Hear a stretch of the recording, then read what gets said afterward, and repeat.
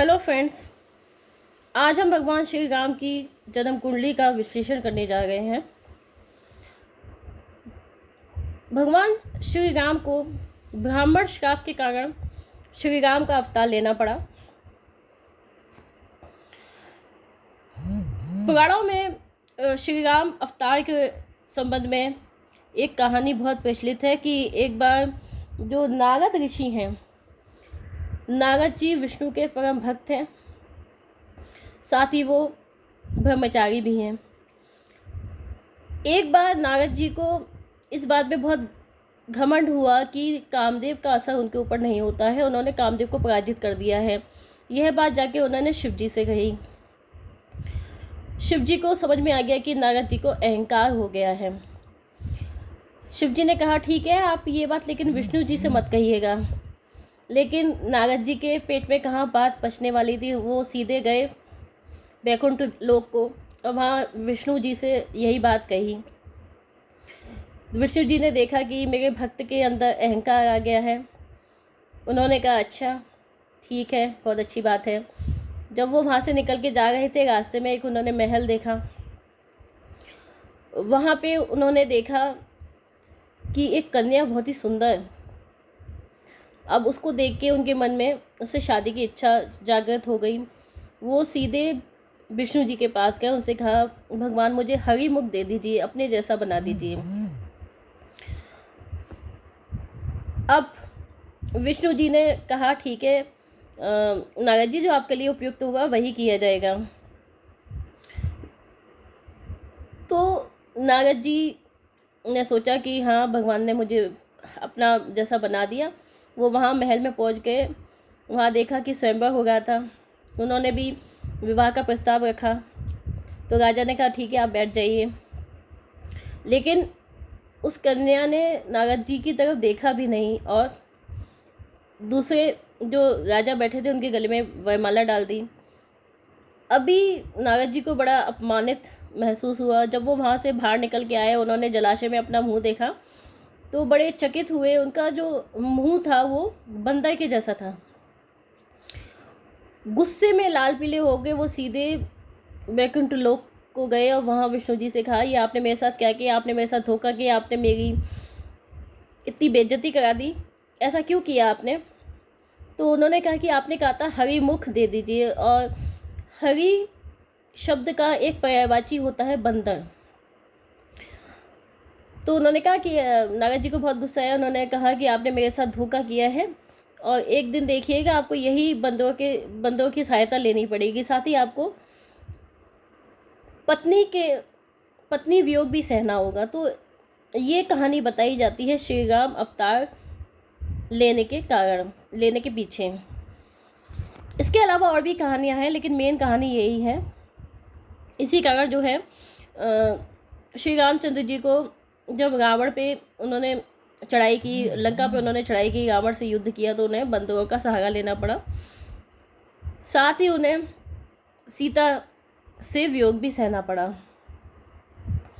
तो चलिए देखते हैं श्री रामचंद्र जी की कुंडली। श्री रामचंद्र जी का जो जन्म है, वाल्मीकि रामायण के अनुसार श्री रामचंद्र जी का जो जन्म है चैत्र शुक्ल नवमी तिथि एवं पुनर्वसु नक्षत्र, जबकि 5 ग्रह अपनी उच्च राशि में थे, उस समय हुआ था। पुराणों के अनुसार रामचंद्र जी जो है त्रेता युग में अवतरित हुए थे।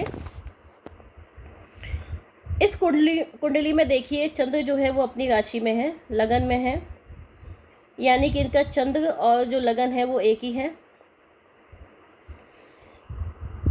बृहस्पति यहाँ पे अपनी उच्च राशि में विराजमान है, जो कि हंस योग का निर्माण कर रहे हैं। शनि जो है वो तुला राशि में 4थे घर में बैठे हैं, उच्च राशि में। राहु जो है 6वें भाव में बैठे हैं, धनु राशि में। मंगल अपनी उच्च राशि में उच्चक महापुरुष योग का निर्माण कर रहे हैं।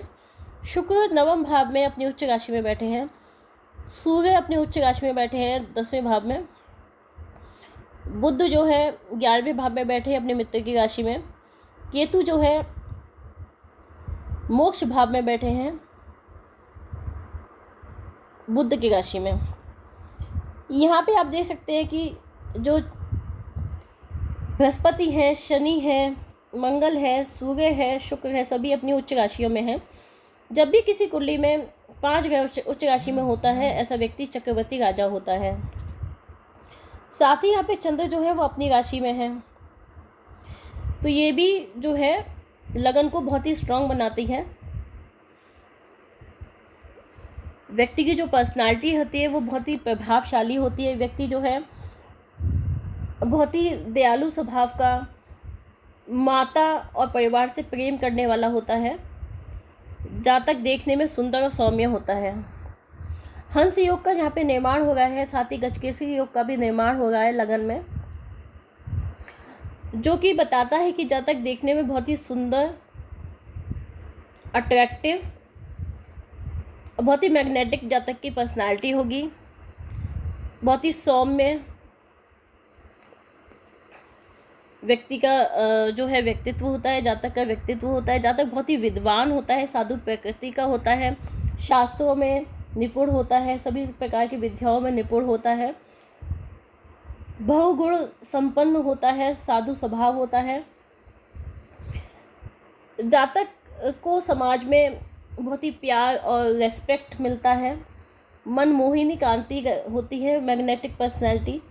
स्त्री भी इनकी जो पत्नी होती है वो भी बहुत सुंदर और बहुत ही कोमलांगी जिसे कहते हैं होती है, बहुत ही विद्वान वो भी, और दयालु, बड़े बुजुर्गों गुरुजनों का आदर सत्कार करने वाली। इस तरह के लोग जो है जलाशय के आसपास है ना, जलाशय से इन्हें विशेष प्रेम होता है। जैसा कि हम जानते हैं भगवान विष्णु के अवतार थे श्री राम, और भगवान विष्णु जो है क्षीर सागर में विराजमान हैं, वैकुंठ लोक में। तो यहाँ पे चंद्र जो है कर्क राशि का क्षीर सागर को शो करता है, और बृहस्पति जो है जातक को, जीव कारक होता है, जातक को शो करता है। तो ये पूरी तरह से कंफर्म करता है कि ये श्री रामचंद्र जी की ही कुंडली है, और श्री रामचंद्र जी विष्णु के अवतार थे। इस तरह के लोगों पे ईश्वर की विशेष कृपा होती है। समाज में प्रतिष्ठा, संयमित स्वभाव होता है, मर्यादित स्वभाव होता है। जैसे कि हम जानते हैं श्री राम जी के लिए 2 वर्ड हमेशा यूज़ किए जाते हैं, करुणा, निधान, मर्यादा, पुरुषोत्तम। तो वो सब यहाँ स्पष्ट होता है। इस तरह के जो जातक होते हैं उनकी उनमें बहुत ही मैच्योरिटी होती है। वो किसी भी समस्या का समाधान ढूंढने में एक्सपर्ट होते हैं। इनकी जो वाणी होती है वो भी बहुत ही सुमधुर होती है, क्योंकि हम जानते हैं जो बृहस्पति है वो वाणी कारक भी होता है।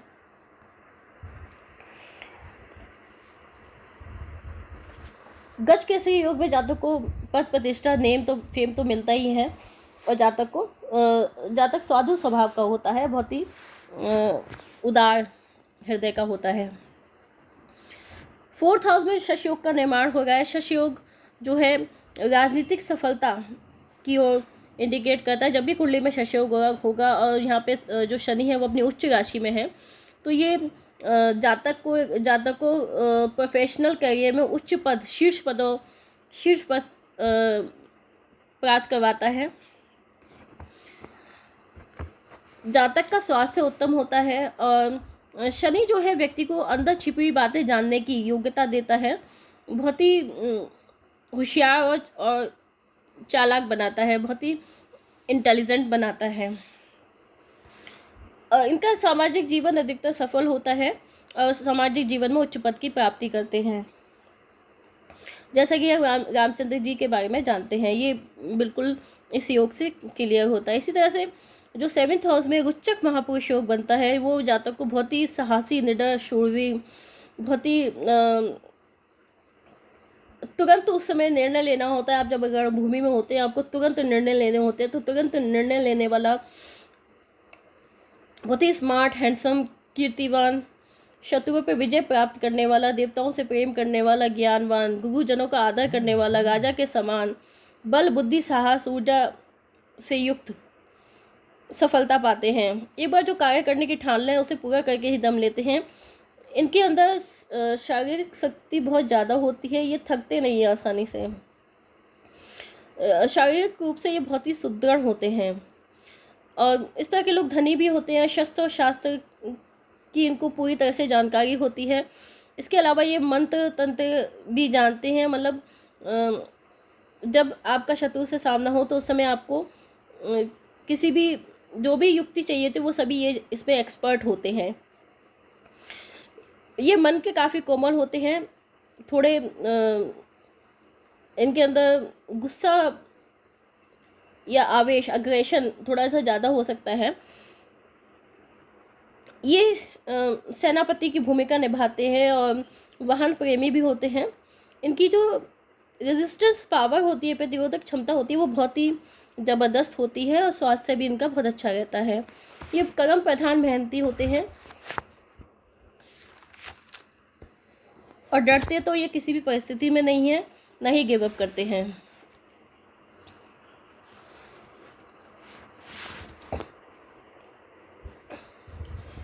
यहाँ पे जो सूर्य है, सूर्य भी उच्च का है, जो कि बताता है जातक को सरकार से संबंधित उच्च पद की प्राप्ति होगी। यहाँ पे सूर्य जो है द्वितीयेश भी है, जो कि परिवार का भाव है, यानी कि जो इनका प्रोफेशन होगा परिवार से संबंधित ही होगा। तो ये क्योंकि राज परिवार में पैदा हुए थे इसलिए राजा बने और योग्य भी थे। यहाँ पे केतु जो है 12th हाउस में मोक्ष कारक है। बुध यहाँ पे बाधकेश है, बाधक हाउस में है, क्योंकि जो भी मूवेबल साइन होते हैं, 6 राशियाँ होती हैं, उनमें जो 11वां हाउस होता है वो बाधकेश होता है। तो बुध यहाँ पे बैठ के बाधकेश बन जाते हैं। बुध यहाँ पे व्यय भाव के स्वामी भी हैं। साथ ही यहाँ पे शुक्र जो है, शुक्र भी बाधकेश का लॉर्ड है। तो यहाँ पे शुक्र विवाह के बाद ही इनकी परेशानियाँ स्टार्ट हो गई।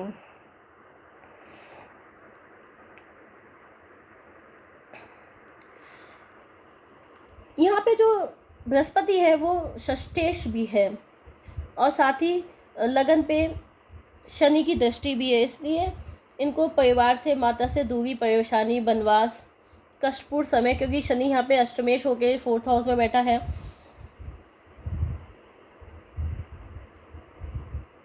कष्टपूर्ण समय का सामना करना पड़ा। यहाँ पे जो हंस महापुरुष योग है वो हंस योग रह जाता है, क्योंकि चंद्रमा साथ में है। तो ऐसा जो प्लैनेट है वो अपनी गृह अंतर्दशा में ही पूरा फल दे पाता है। मंगल यहाँ पे योग कारक है, क्योंकि कर्क लगन की कुंडली में पंचमेश भी है और दशमेश भी है, तो योग कारक है, स्ट्रॉन्ग पोजीशन में बैठा हुआ। लेकिन फिर भी यहाँ पे जो 7th हाउस में मंगल होता है वो मांगलिक योग भी बनाता है। तो इनकी मैरिज में बहुत ज़्यादा परेशानियाँ रही, शादी का सुख इनको बहुत ही कम मिल पाया।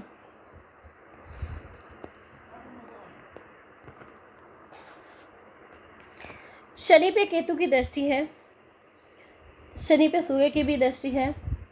तो यहाँ पे जब शनि पे केतु की दृष्टि होती है, शनि यहाँ पे अष्टमेश भी है, तो इनको जो प्रोफेशन में जो सक्सेस है वो 40 के बाद मिल पाई, क्योंकि 30 तक तो वैसे भी केतु शनि का जब भी संबंध हो, राहु जो है शनि से 30वें भाव में है, तो 30 तक तो वैसे भी पॉसिबिलिटी नहीं है। और यहाँ पे शनि से मंगल उच्च का है 4थे भाव में, तो इनको 40 के बाद ही सफलता मिल पाई अपने करियर में। लेट सफलता, लेट प्रोग्रेस को इंडिकेट करता है। जातक को इनिशियली काफ़ी स्ट्रगल करना पड़ता है, काफ़ी परेशानियों का सामना करना पड़ता है।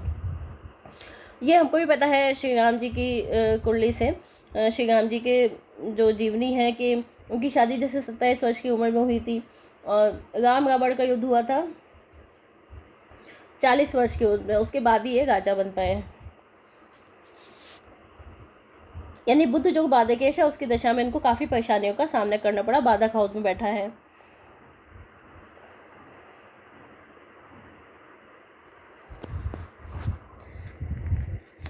राहु जो है 6th हाउस में कोदंड राहु होता है, कोदंड राहु का योग बनाता है।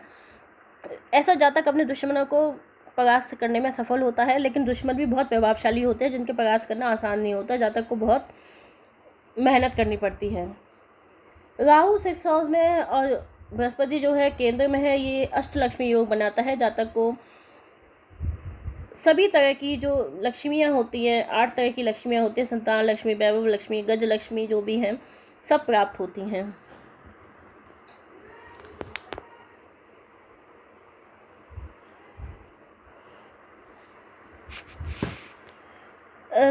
शनि की तीसरी दृष्टि जो है वो 6th हाउस पे पड़ती है, जिसने कि रामचंद्र जी को रावण को हराने में मदद की।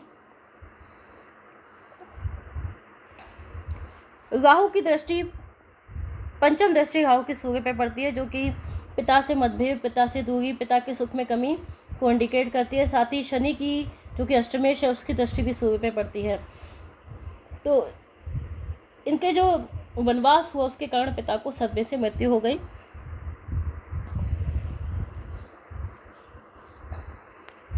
मंगल यहाँ पे भाई का कारक है, उच्च का है, तो इनके भाइयों से बहुत ही अच्छे संबंध थे, रिश्तेदारों से बहुत अच्छे संबंध थे। 4th हाउस में उच्च का शनि जो है जनता का प्रिय शासक बनाता है।